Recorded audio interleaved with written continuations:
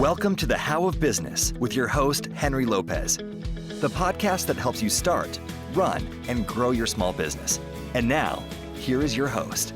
Welcome to this episode of The How of Business. This is Henry Lopez, and my guest today is Peter Docker. Peter, welcome to the show. Hi, Henry. It's wonderful to be here. Yeah, it's going to be a great conversation. Peter's going to share his amazing journey and experiences, how he got to where he is today, and his approach and method of leadership that he calls Jumpseat Leadership, which is the topic of his latest book. If you want to receive more information about the How of Business, including the show notes page for this episode, and to schedule a free coaching consultation with me, just visit thehowofbusiness.com. So Peter Docker is a speaker, a teacher, and an author. He teaches people how to navigate the challenges of leadership. And his latest book is Leading from the Jumpseat: How to Create Extraordinary Opportunities by Handing Over Control. He delivers the message that leadership is about lifting people up and giving them the space they need so that when the time is right, they can take the lead. Peter's also the co-author of Find Your Why and formerly a founding igniter at Simon Sinek Incorporated. Peter draws on his 25-year career in the Royal Air Force and over 14 years spent partnering with businesses around the world to inspire others to lead from the jump seat. Peter lives in Oxford, England. And so once again, Peter Docker, welcome to the show. It's a delight to be here. Thanks for having me, Henry. Absolutely. I'm looking forward to this. So I'd like to start, as I usually start, with the journey, and we could spend hours on that because you have so much experience, such a varied background. But where I'd love to start is just your experience in the Royal Air Force. So would you just give me at a high level that experience? You spent a number of years in the Royal Air Force. So tell me about that. It was an incredible time. So just under 25 years, I guess I was in the Royal Air Force. So I joined as a pilot in my very early 20s. And at the age of 25, I found myself flying our Prime Minister around the world. I was one of her pilots, Prime Minister Margaret Thatcher at the time. So that dates me a little bit. But yes, I flew large passenger jets, and I went on to command a squadron, which is the fighting unit of the Royal Air Force, as it is in the US Air Force. And during that time, I was leading a squadron that was involved in what's called air refueling, where we give gas away to fighter jets. So essentially, you're flying around an aeroplane full of gas, totally unarmed, totally undefended, but you give that gas away to fighter jets. So my big leadership challenge, or one of them, was leading a couple hundred people during the Iraq War in 2003. So yeah, that was a major thing for me. But also in the Air Force, I did many other things. As I got promoted, I flew less and looked after the people who did the flying. But also I did other things. I was a negotiator with NATO when the Berlin Wall came down, negotiating with the Russians. I fancy we could do a bit more of that at the moment, but that's another story. Yeah. And yes, I was a negotiator with your Secretary of State and the State Department on export licensing. I ran a £13 billion, that's $20 billion program. I taught leadership at our Defense College to senior officers. So it's been an extraordinary journey that I've had, and that's just touching the tip of the iceberg in the Air Force. So yes, a wonderful 25 years that literally took me around the world. Yeah, absolutely amazing. Did you, as a young kid, did you always aspire to go into the Royal Air Force? No, it was a decision or a choice that came to me, and I'll quickly explain. You know, the choices we make in life define who we are, and I started by going off to university to study a couple of courses about which I knew nothing, computing and electronic engineering. But what motivated me to do that, Henry, was that my parents at the time had both lost their jobs. They were very hard up, and I didn't want to be a financial burden on them. And more than that, I wanted to be able to get a great job to help support them in the future. So that was the motivation to go and study those courses. But then halfway through my degree course, something else happened. The Falkland Islands down at the South Atlantic, this was 1982. Sure. They were invaded by Argentina. Now, the Falkland Islands are seen as a British dependency. The people on those islands consider themselves to be British. And this incensed me, not for any political reason. I didn't understand the politics at the time. what incensed me was that someone was imposing their will on others. This And is before you had joined. This is when you were younger at that point, before you joined the Air Force, or were you in the Air Force already? No, I was, it's before I joined the Air Force, but this is the reason that I joined. I left university halfway through my course. Wow. To join the Royal Air Force because I'd had some association with the Royal Air Force growing up. And I felt that by joining the Royal Air Force, I could become part of a team that in the future could help others who could not help themselves in similar situations. So that was a big crossroads in my life where I chose to turn left instead of carrying straight on. I subsequently completed degrees during my time, but no, that was a big life choice, and that's what drove me to join the Royal Air Force. Did you know you wanted to be a pilot? I'd had some experience of flying whilst I was at university. I had some free training that's provided actually by the Royal Air Force. And yes, that gave me the bug, as it were. And it's perhaps one of the best officers you can have, sitting up on high in an aeroplane. So yes, I joined as a pilot, and I flew, I guess, for about 12 out of my 25 years. But you reach a certain level where, as I say, you no longer are flying, you're taking care of the people who fly. So what do you attribute to this interest in focusing on leadership, becoming competent at it, and helping others? Where do you think that started to evolve? Well, I think there are times when I've struggled on the leadership front. And I think that's okay, because that's where, if you're willing to self-reflect, that's where you can learn. And I already mentioned the Iraq War of 2003. That was a big challenge for me because, some listeners might remember, it was the politics behind it and the demonstrations that went on in various capitals around the world against the war before it started. It's very unsettling. You know, when you join the military and sign on the dotted line, you don't have footnotes at the bottom saying, I'll do my duty except under these certain circumstances. You know, you're expected to do your duty and serve your country, which is fine. It's what you sign up for. But it doesn't mean to say that you don't think about what you're doing. And it was very unsettling to feel that the press and the public weren't 100% behind you. And so that created an environment where it was a big leadership challenge, because of course my people, they would have had similar thoughts. I'm sure they're all very intelligent, well-trained, bright people. So yeah, of course they're having similar thoughts. So that was the essence of a great leadership challenge. And I navigated my way through that. And I think, we were tasked with 479 missions, and we flew 479 missions. Wow. And this is in a 40-year-old aeroplane that didn't have enough spares or whatever. But my greatest joy is that all of the people I took out, I brought home safely. Yeah. And I think I had the opportunity to reflect on what I did perhaps right, what I could have done better. And yeah, that's when I started to study leadership, I think, because it's difficult, it's hard. And I just wanted to get better.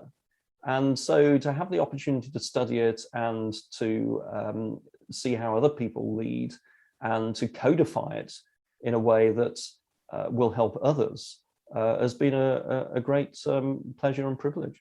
Yeah. But also what I'm hearing in part, Peter, is even then you were a personality that was introspective and also had empathy for how are others going through this. But it leads me in, as you're talking about, to ask, do you think leaders are born or developed? That's the classic question, isn't it, Henry? I think that there are some key aspects of leadership which some people have innately, and others less so. But I think it's something that we can all practice and get better at. I don't think there is any such thing as the perfect leader. In my experience, all of our strengths, you can turn that coin over and there can be a weakness on the other side. And what's really important is not getting it right all of the time. What's important is, what's the trend? over time? And where are you sourcing yourself from? Are you sourcing yourself from a place of fear and ego, or are you sourcing yourself from a place of love and possibility and humble confidence? Because that's what's important, and the ability to get up and commit to doing just a little bit better tomorrow than perhaps you've done today. I think that is the most important thing for us all if we want to grow in leadership.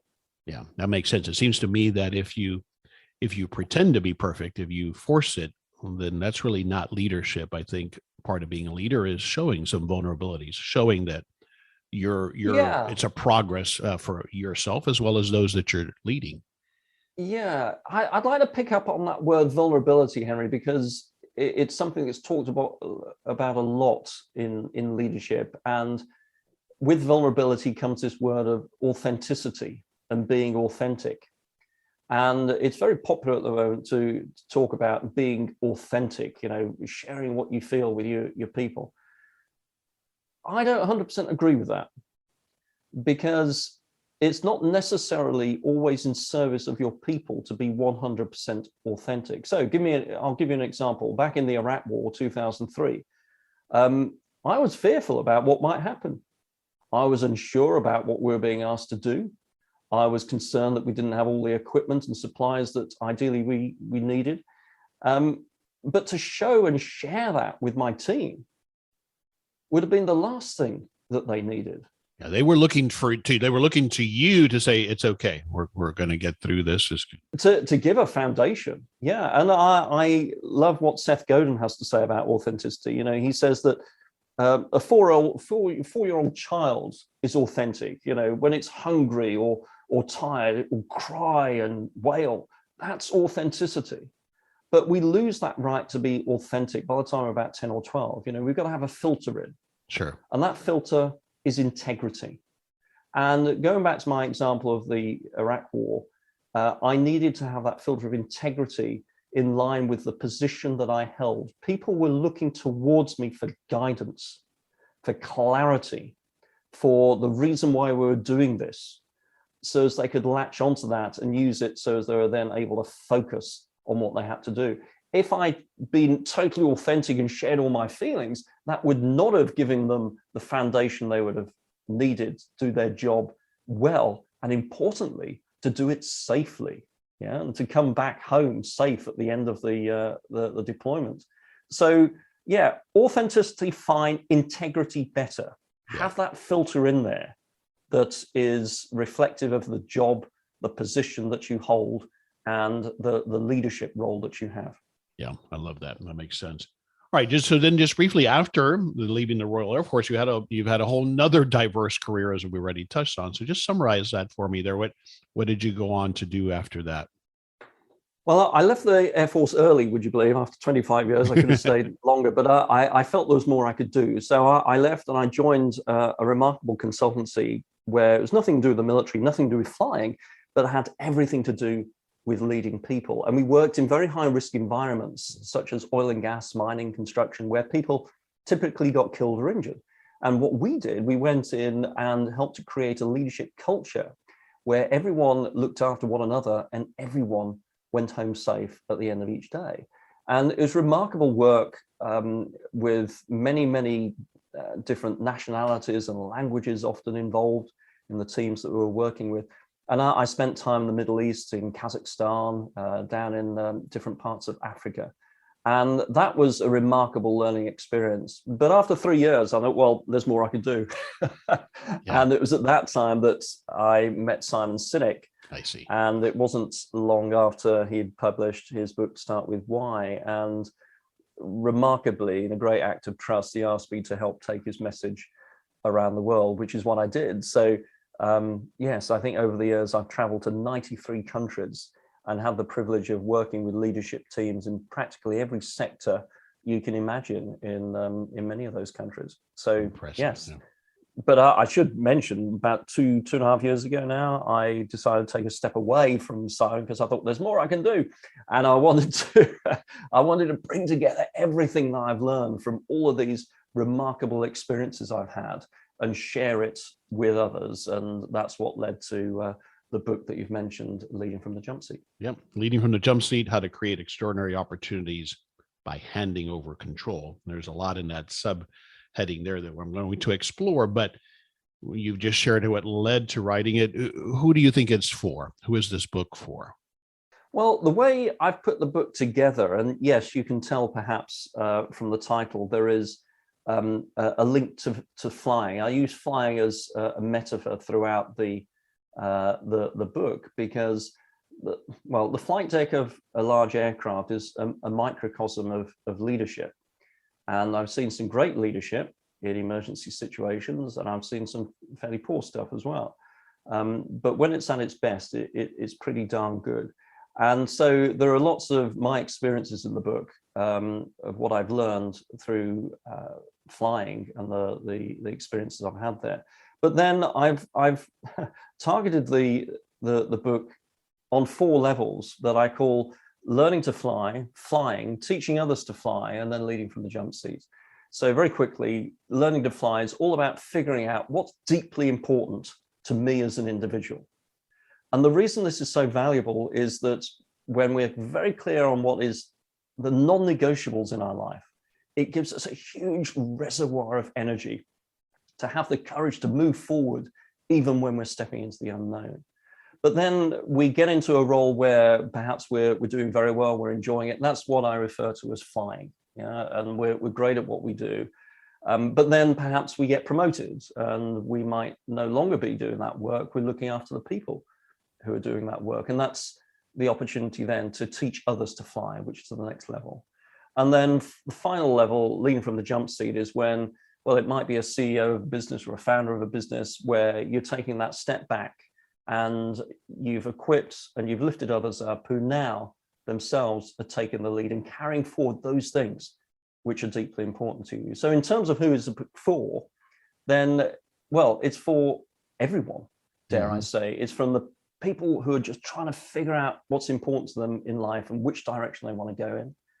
And then all the way through to the folks who perhaps have established their own business and are looking at retiring or handing on, and how to lead in such a way that they leave that organization in the best possible hands to be able to carry forward everything they've worked on throughout their lives.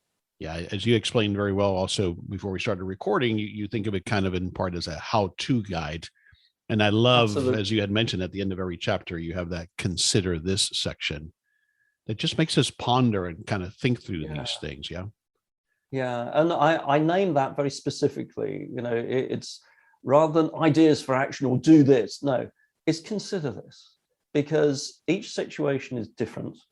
And that's the difference between being complicated and being complex. Complicated is like a computer program, but one line of code follows the other.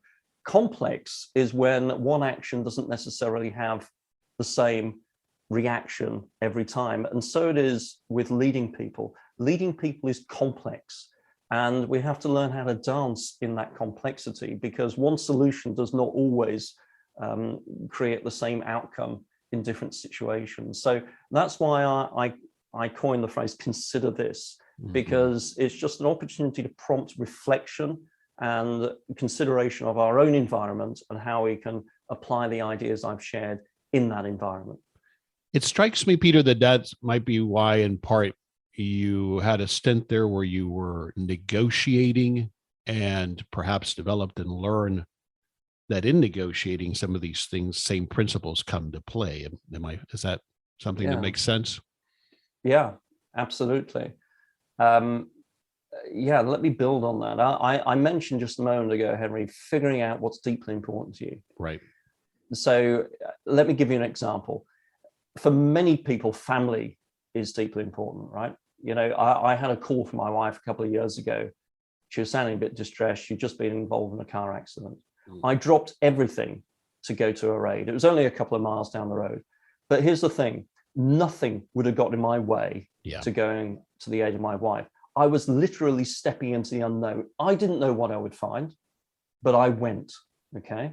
Now, this is the interesting thing. That surge of energy that drives you forward into the unknown is driven by those things that are deeply important to you. So when you can discover and put into words those other things which are deeply important to you, the non-negotiables. You know, for me, I mentioned earlier, the reason I went to university to study the courses I did was because I wanted it not to be a burden on my parents financially, and I wanted to be in a position to help them financially later on. The reason I left university to join the Royal Air Force was because I wanted to help others who could not help themselves in the same situations that the Falkland Islanders found themselves in.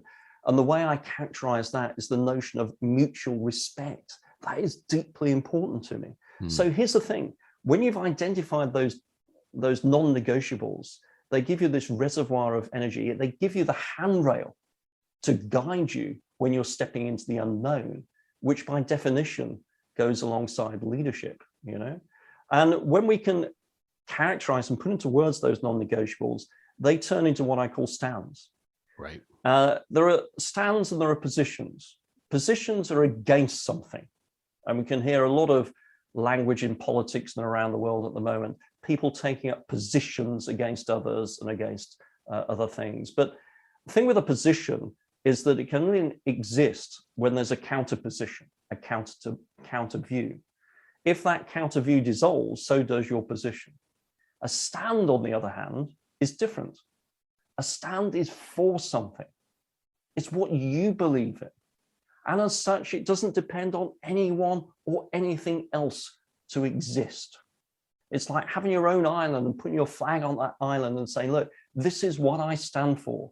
And the ships that sail on past, they can see what you stand for. And if they believe that too, they can come and join you on your island. But importantly, if they don't believe that, they can sail on by, and that's okay.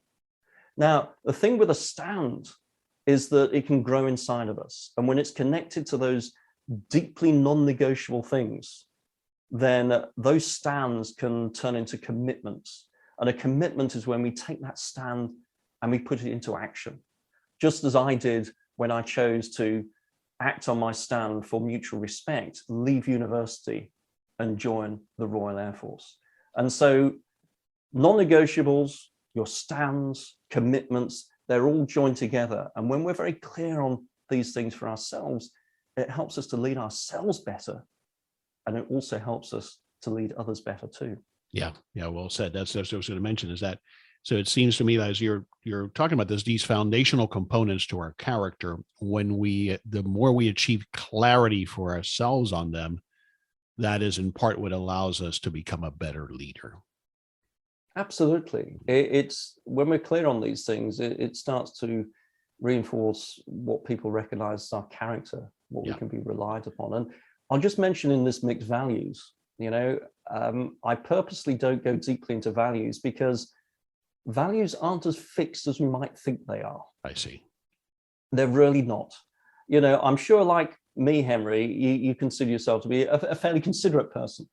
But hey, if you're late for a meeting and you get to the parking lot and there's just one space left and you can see out the corner of your eyes someone else hunting for a space, chances are you'll turn a blind eye, so to speak, and take that place. Absolutely. Now, you might feel bad about it afterwards, but hey, what's happened to your value in the moment of being considerate to others? Okay, so values can flex depending on circumstances. Our non-negotiables, our stands, do not. They're much more fundamental. And that is why they are so much more valuable when leading in unknown situations or in times of uncertainty. This is Henry Lopez with a brief break from this episode to share a special offer from our new show sponsor, Sendinblue. Sendinblue provides digital marketing solutions, including email marketing, CRM, and much more. As an all-in-one marketing platform, Sendinblue supports businesses successfully navigating their digital presence by providing the tools to attract, engage, and nurture their customer relationships. Sendinblue helps you reach your customers digitally. You can create personalized emails to automate your customer experiences and workflows to guide your customers to your main message. Thrive digitally with Sendinblue and grow your business, as you have the flexibility to grow your list as large as you want with unlimited contacts. Sendinblue's entire pricing structure is based on the number of emails sent, not the number of contacts stored. making it the most cost-effective marketing software for small businesses. Use the promo code HOWABUSINESS to get 1 free month of the light or premium Send Blue plans. What more can you ask for? Try out Send Blue. All right, I want to take a bit of a turn. You obviously yourself have accomplished extraordinary things. You talk about it in the book. That's obviously partly in the title. What has been, in your observation, that holds people back from accomplishing extraordinary things relative to themselves, right? That's a definition that's personal. But what do you think holds people back from accomplishing extraordinary things typically? Fear. So let me expand on that. Everything we do in life, Henry, everything is driven by one or two things. It's driven either by fear or it's driven by love. I'll come back to love because people get a bit twitchy when I talk about love in a business context, but I'll explain in a moment. Sure. Fear is generated inside of us when we sense that our life is on the line, is in danger. It's what has us step back from the oncoming car that we suddenly see when crossing the road. So in those circumstances, fear is good. But the trouble with fear, it's also triggered on 3 other occasions. Fear is triggered when we sense that our livelihood, our status, or our reputation is under threat. And when fear is triggered because of one of those 3 things, it generally does not serve us well, because then fear shows up as us closing down from the world around us and just focusing on ourselves. We see the world as a place of scarcity where there are winners and losers. It's a binary sum, and we have to be the one to win. And quite often it shows up in us as anger, or worst of all, ego. And when we're driven by ego, ego is Greek for I, we just focus on ourselves and we forget about those others around us, whether that's our team or the customers that we serve. But the good news is we have a choice. And that choice is to see fear as just a warning flag and not to act on it, but instead to see it as a prompt to source ourselves from love. And in business, what love looks like is not being closed down. It's about being open. It's about seeing the world as a place of possibility and opportunity. It's about focusing on our people and those we serve, not just on ourselves. And instead of ego, we lead with what I call humble confidence. And humble confidence is about being absolutely confident about what we're good at, our strengths, and resolute on where we're heading, ready to make the decisions when they need to be taken.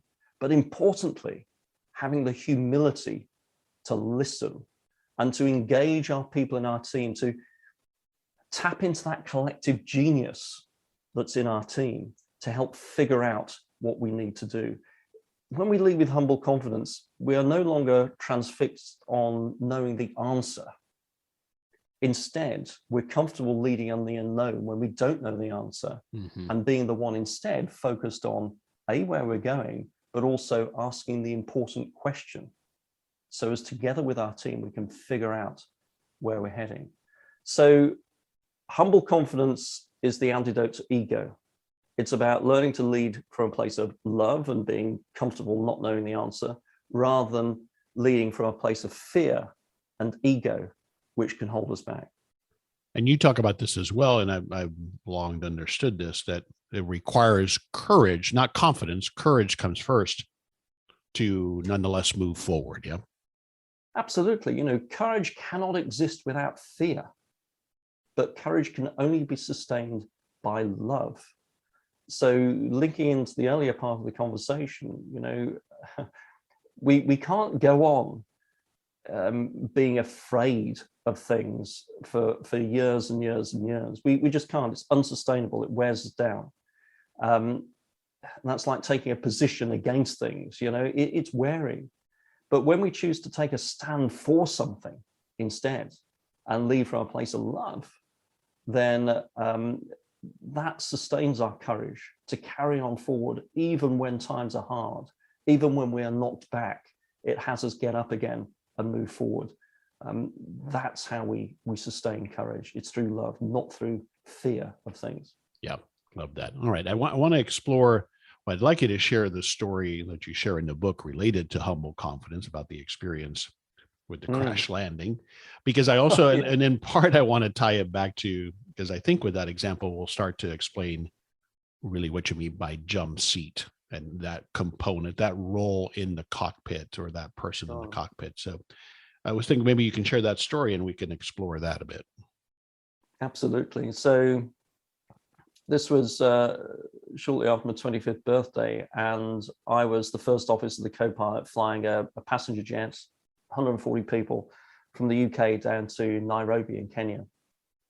And on the approach, I was the operating pilot, which means that I was flying it, and the captain in the overall charge of the aircraft, he was in support of me. So I was controlling the flights, controlling the aircraft. And on the final approach into Nairobi, I called for the undercarriage, the wheels, to be put down. And well, long story short, one of the sets of wheels under the left wing, they failed to come down. And try as we might, and you can read the full story in the book, but try as we might, we could not get these wheels down. And after several hours of trying, we're out of options, and we're faced with having to crash land the aeroplane. Wow. Now, this is not a fun prospect for pilots or passengers, but it was in this moment that the captain, a guy by the name of Tony Webb, he turned to me, he said, "Peter," he said, "I want you to fly the crash landing and land this aircraft." Now, some people might think, well, that was an abdication of his responsibility, but not a bit of it. Let me give you some context. First of all, Tony was a very experienced pilot and captain, but not that experienced on that aeroplane type, on that aircraft type. I, on the other hand, I was very experienced on that aircraft type. I, at the time, was one of the few crews selected to fly our Prime Minister. So I was seen as being at the top of my game. Also, as it happened, just 2 or 3 weeks prior to that moment, I'd done a simulator exercise refreshing how to crash land the airplane. So what Tony demonstrated, the captain demonstrated in that moment, was tremendous humble confidence. And he knew that about you, right? He knew about your experience. He did. Yeah, absolutely. We knew each other well. But he demonstrated immense humble confidence. If he'd allowed himself to be led by fear, ego would have kicked in. Right. You know, it would have looked like, well, I'm the captain, I'm going to do this. And probably the rest of the crew around him would be thinking, are you the best person to be doing this? But he said, instead, no, he sought himself from a place of love, which in this situation looked like, well, what's the most important thing here? It's for us to all get on the ground safely and to walk away from the situation. And he quickly determined that where he could add the best value was to let you land, and he could lead and be observant of the other things that have to go on during that process. Yeah, absolutely. So he handed over control to me, and he was then in support of me so as I could do what I needed to do.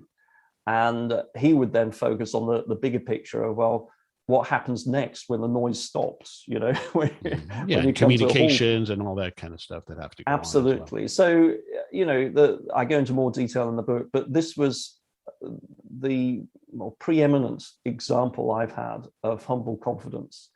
And here's the thing, afterwards, and clearly I'm speaking to you now, Henry, so it all worked out well. You're right. But afterwards, our respect for that captain, for Tony Webb, went through the roof.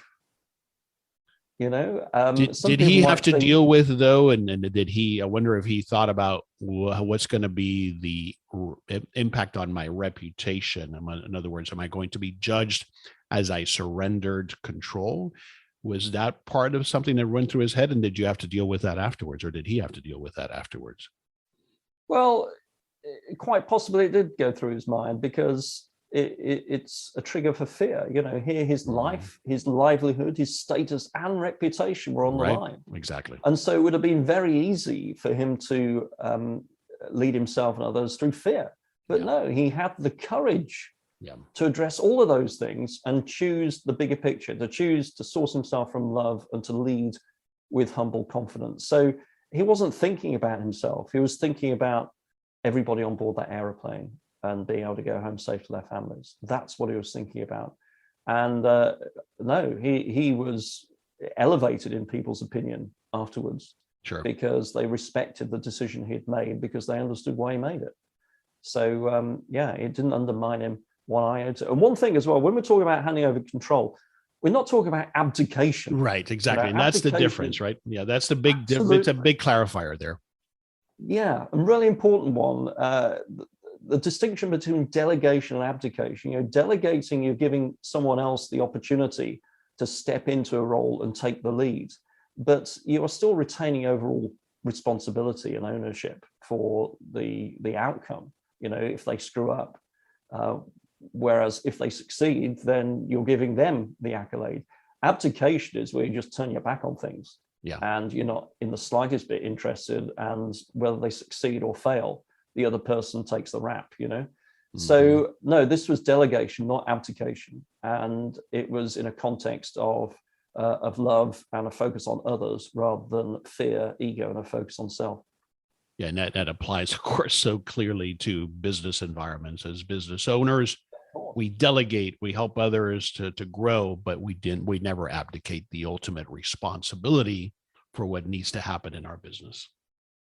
Absolutely. And I delve into this a little bit more because in the book, because this is not about micromanagement. It's not about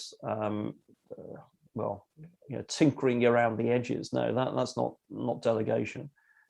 This is about empowering others, and that's the thing about Jumpseat Leadership. You know, it's not about retaining or growing our own power.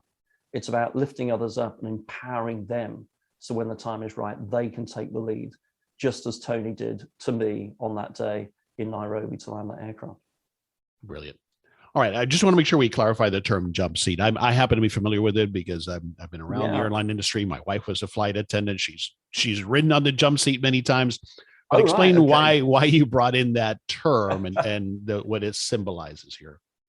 Well, it was inspired by another flying story. Actually, years later in my career, I'd just been checking out a new captain and certifying him. So I flew with him from the UK over to San Francisco, and he did an excellent job, a young chap by the name of Callum.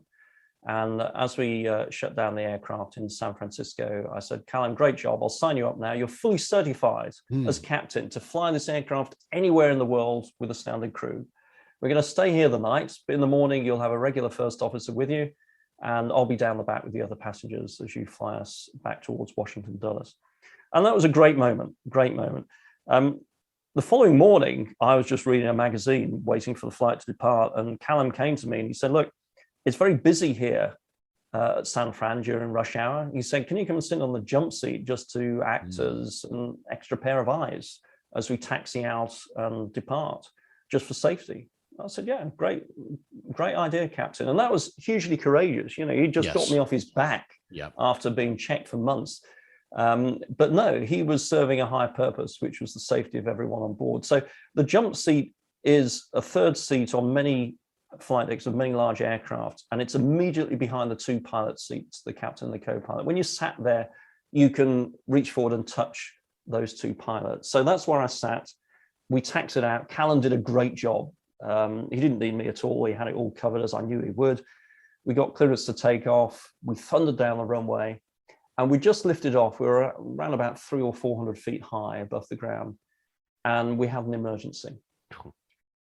And what I then chose to do in the next 2 seconds would dictate whether we all survived or not. But here's the thing, Henry. I did absolutely nothing. I sat there quite calmly with my hands in my lap, because in that moment, I didn't need to be a leader. I needed to be a great follower. I knew that Callum, we'd prepared him, we'd trained him to handle these numerous other situations. If we hadn't had confidence in him, I would have had no business certifying him the day before. All I needed to do was to have Callum feel that I had his back and to stay out of his way so he could do his job. And that's what I did. And again, in that situation, the way that you communicated that was by remaining silent and not interfering and not panicking and all of those things. That's how you in that particular situation, that's how you communicated that, right? Totally. And here's the thing about communication. I was outside the sort of vision of Callum. He was facing forward, I was over his right shoulder. He couldn't actually see me, but he could sense me. Sure. It's just like when you phone up your wife, partner, or whatever, and you can tell on the phone how they're feeling, what day they've had, even when they haven't said anything. Sure. It's the same in that situation. And if I'd been fidgety or nervous or tense, he would have sensed it, absolutely. And that would have detracted him from what he needed to do, who he needed to be in that moment. And, many of us, most of us are not in that physical situation of being on the jump seat. But, in business, we come across it all the time. There you are, you're running your business, and perhaps your new sales guy is just about to close a deal. And it's a very, very important customer. How tempting is it to step in and take back control? Very tempting for my ego, because my ego might kick in and say, I want some of this glory and this victory. Well, or we see our livelihood, status, or reputation. Yeah, he's going to mess this up, and I have to intervene now, or we're not going to get this deal. So this is the point, the flying metaphor. Well, the examples I give, they're all very dramatic, of course, and well, perhaps people listening after they've read the book, nobody would want to fly with me again. But hey, it all worked out well. So right. But it is a great metaphor for business, because we have all been on that jump seat at one time or another, where it is so tempting to step in. But the damage that we do when we step in, perhaps lives aren't literally on the line as they were out of San Francisco, but the confidence and the ability of the understudy, the other person, could be shattered. We prick that balloon of confidence. And at the end of the day, we don't just want one pilot flying around the world delivering the work. We want numerous pilots. And so we have to prepare them. We have to lift them up and train them. But then we need to take a step back into that jump seat and allow them to do what they've been trained to do. So that's what leading from the jump seat is all about. It and the handing over control thing, this is the point. If we lead understanding one thing, the one thing is, at some stage we all give up control, Henry. We all do. If the CEO of a company or founder of a company, you will retire. If you are a team leader, you will change teams at some juncture. Or heck, as a parent, your kids grow up, leave home and start leading their own lives. We all hand over control at some stage. It is inevitable.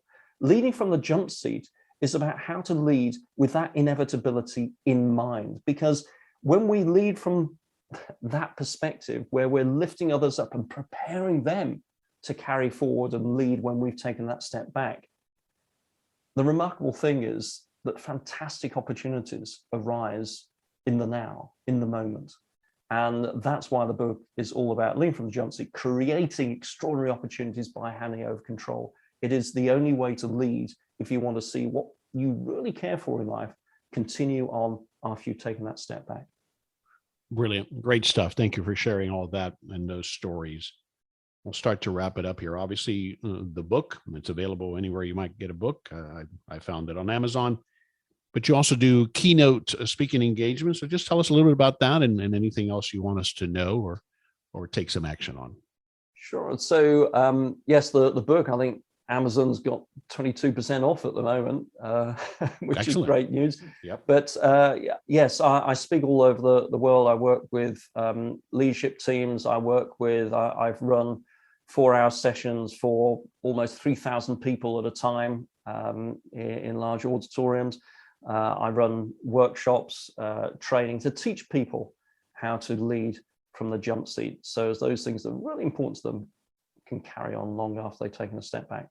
So yes, it's all out there. I'm developing online courses too, which will be appearing in the second quarter of this year. So yeah, exciting times. Absolutely. Where do I go online to learn more about that? You can find lots of information on my website, leadingfromthejumpseat.com. And I'm in the usual social media places, LinkedIn, Peter Docker, Twitter @Peter Docker, and Where else? Instagram. I've had a go on TikTok. I haven't nailed TikTok yet. I don't know whether you have, Henry, but I have not. My daughter has, but I have not. Yeah. All right. So obviously books, I'm always interested in recommendations. Again, Peter's book is Leading from the Jumpseat, How to Create Extraordinary Opportunities by Handing Over Control. Is there another book, Peter, that you've read recently that you would recommend? Yeah, there is actually one right in the front of my mind. A great friend of mine, Ralph Specht, who's former CEO of a company called Spark 44. He has just released a book, on the 22nd, so a couple of days ago, called Building Corporate Soul. And it's very much in tune with the sort of things I believe. And it's a great book about how to create companies with what Ralph calls soul, and how to lead from that perspective. Ralph is German. The way I read this book, which, by the way, is in English, it's a forensic examination, as we might expect from the German culture. He's brilliant. So yes, I highly recommend that book. Wonderful. Thanks for that recommendation. We'll have links to that book as well as Peter's book on the show notes page for this episode at thehowofbusiness.com. All right, Peter, we'll wrap it up with a couple last questions. What's one thing you want us to take away from this conversation we've had about Jumpseat leadership, in particular from a small business owner's perspective? What's one thing you want us to take away? Well, be the pebble in the pond. What I mean by that is, regardless of whether we're leading a small team, our own business, or a huge corporation, what we say, what we do, is like throwing that small pebble into a pond. We never know how far out those ripples will go. And just taking a moment with a colleague, someone we work with, it can have an enormous impact on their lives without us even knowing about it. Most of us in some way, shape or form want to be significant. We want to make a difference. And often we think about the big things. But no, being significant is all about the small things. It's about being that pebble in the pond.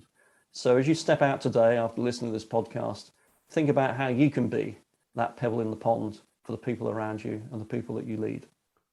And then over time, that adds up to extraordinary things that we accomplish. I believe so, yes. Yeah, love it.